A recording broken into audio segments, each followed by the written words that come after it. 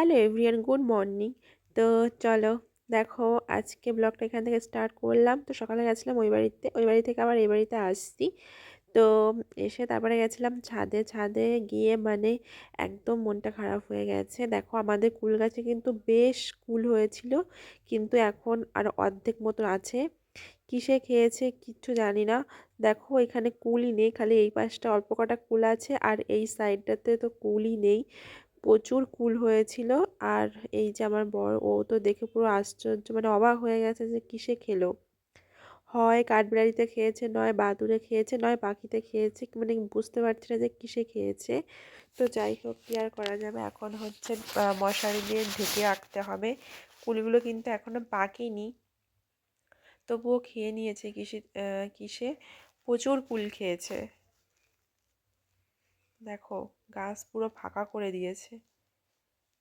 এমনি দেখো এই গাছগুলো অবশ্য ঠিকই আছে, কিন্তু এই যে ক্যাপসিকাম গাছের পাতাগুলো বেশ একটু কুকড়ে কুকড়ে গেছে মনে হচ্ছে।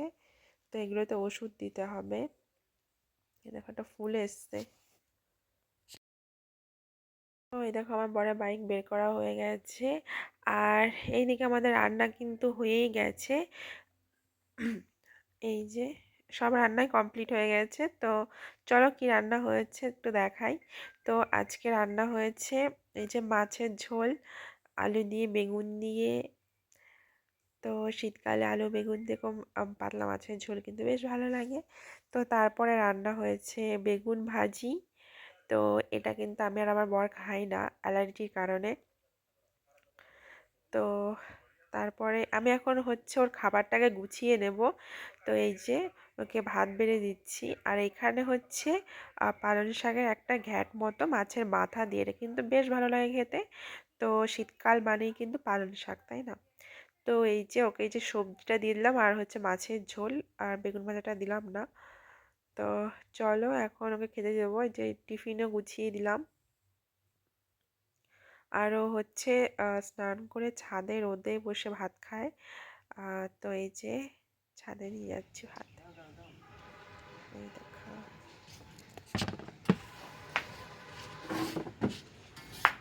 নাকে ক্রিম লেগে আছে তো।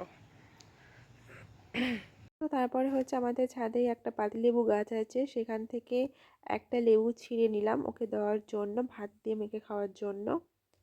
তো লেবুগুলো ছোট কিন্তু বেশ রসালো। আর এই দেখো এই ছুরিটা ছাদেই রেখে দিই লেবু কেটে কেটে খাওয়ার জন্য। তারপর ওই যে বেরিয়ে গেল।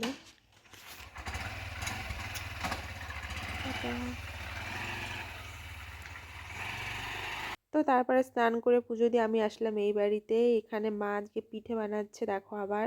তো আজকে শুধু ভেজানো পিঠে বানানো হবে। আর এটা কিন্তু আমার বর খুব ভালো খায়। মা পিঠে বানাবে, ওই দেখো নুন ধরাচ্ছে, এখন ভেজানো পিঠে হবে। চলো দেখ। তো এই যে আমাদের ছাদের ছোট্ট একটা উনুন, কিন্তু উনুনটা না খুবই সুন্দর করে বানানো হয়েছে। আর এই যে মা, তো মায়ের কাজ করছে।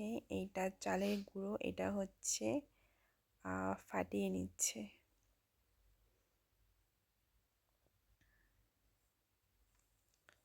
আর এই যে বাবা ছাদ দিয়ে হেঁটে বেড়াচ্ছে।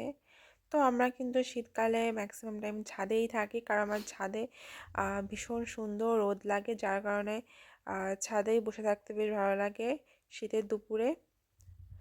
আর হচ্ছে ভেতরে তো মানে ঘরের ভেতরে প্রচণ্ড ঠান্ডা। আর পাথরের ঘর যাদের তারা বুঝতে পারবে যে কি ঠান্ডা হয়। তো এই দেখো মা পিঠে বানাচ্ছে আজকে। কালকে কিন্তু পিঠে আর মাংস হয়েছিল, আর আজকে হবে শুধু ভেজানো পিঠে, দুধে ভেজানো পিঠে। আর তার সঙ্গে পাটালি গুড় দিয়ে দুধটা জাল করা হবে। তো কারা কারা খেতে পছন্দ করো চলে আসো, দেখা যাক আজকে কেমন পিঠে হয়। তো প্রথমবার দেওয়ার সময়, আর এই ঢাকনাটা এরকম দেওয়া হচ্ছে কারণ একটু হচ্ছে মানে এটার সঙ্গে সেট হচ্ছিল না। তো দেখো পিঠেগুলো কিন্তু বেশ হয়েছে, ফুলেছে। আর আমি এই যে একটা একটা করে দুধে ভিজিয়ে দিচ্ছি, মা তুলে তুলে দিচ্ছিল আর আমি হচ্ছে দুধে ভিজিয়ে দিচ্ছি।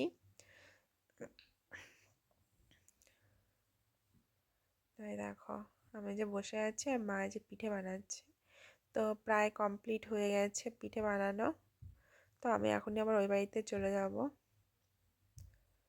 তো এই যে বাবা এসে পিঠে দিয়ে গেল, দেখো খুব তুলোর মতো নরম হয়েছে আর বেশ সুন্দর হয়েছে, বেশ অনেকগুলো পিঠে দিয়েছে মা। তো চলো, টাটা, গুড নাইট।